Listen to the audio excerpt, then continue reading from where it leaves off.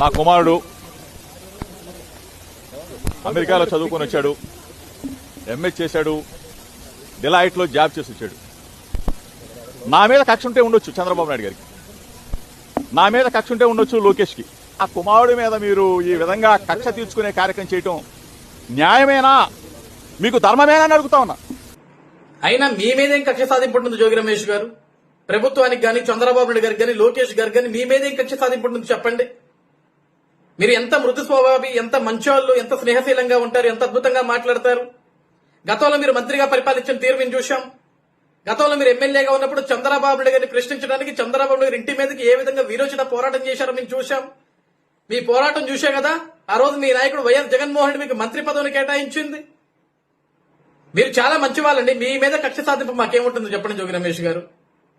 ఈరోజు మీ అబ్బాయి జోగి రాజీవ్, మీ అబ్బాయి అమెరికాలో చదివాడనో, లేకుంటే ఎంఎస్ చేశాడనో, లేకుంటే డిలైట్ లో ఉద్యోగం చేశాడనో అతను అరెస్ట్ చేయలేదండి. మీరు మంత్రిగా ఉన్నప్పుడు మీ పుత్రరత్నమైన జోగి రాజీవ్ ప్రభుత్వం ఏదైతే కొన్ని భూములు జప్తు చేసిందో అగ్రిగోల్డ్ భూముల్ని, ఆ భూములు కొనుగోలు చేశాడు. అది ఎలా కొనుగోలు చేశావయ్యా రాజీవ్?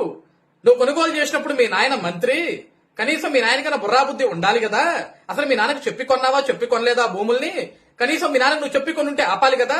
ఆపకుండా ఏ విధంగా నీతోటి భూములు కొనించి ఈ రోజు నిన్ను ఈ విధంగా జైలుకు పోయేలాగా చేశాడు అని అడిగేదానికి ఈ రోజు అధికారులు అరెస్ట్ చేశారు తప్ప మీ మీదనో మీ అబ్బాయి మీదనో ప్రభుత్వానికి కక్ష సాధింపు ఏముంటుంది జోగి రమేష్ గారు? అసలు ప్రభుత్వాలు ఎక్కడైనా కక్ష సాధింపు రాజకీయాలు చేస్తాయా? 2019 నుంచి 2024 వరకు మీరు మంత్రిగా ఉన్నప్పుడు కానీ, మీ నాయకుడు ముఖ్యమంత్రిగా ఉన్నప్పుడు కానీ ఎక్కడైనా కక్ష సాధింపు రాజకీయాలు చేశారా చెప్పండి. చట్టం తన పని తాను చేసుకుంటూ పోతుంది అని మీరు అదే చెప్పారు, మీ నాయకుడు అదే చెప్పాడు కదా ఆ రోజు. ఈ రోజు అదే చట్టం తన పని తాను చేసుకుంటూ పోతుంది. ఈ రోజు మీ అబ్బాయి జోగి రాజీవ్ అడ్డదారులో భూములు కొన్నాడు. ఎందుకు కొన్నాడు, ఏ విధంగా కొన్నాడు, అది మీ నాయనకు తెలిసి కొన్నాడా, తెలియక కొన్నాడు, ఇవన్నీ ప్రశ్నిస్తారు సార్.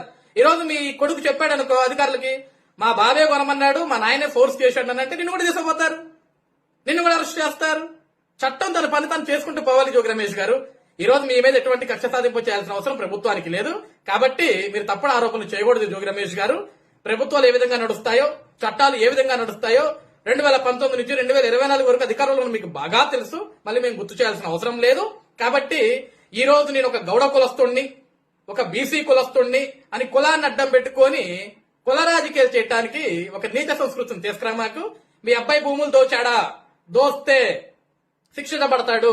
మీ అబ్బాయి నీతి పద్ధతిలోని భూములు కొన్నాడా, అలా కొంటే ఏ శిక్ష పడదు, బయటకు వస్తాడు హ్యాపీగా. మీ ఇంటికి వచ్చి నువ్వు పెట్టే బిర్యానీ తిని పడుకుంటాడు. ఓకేనా? Be happy.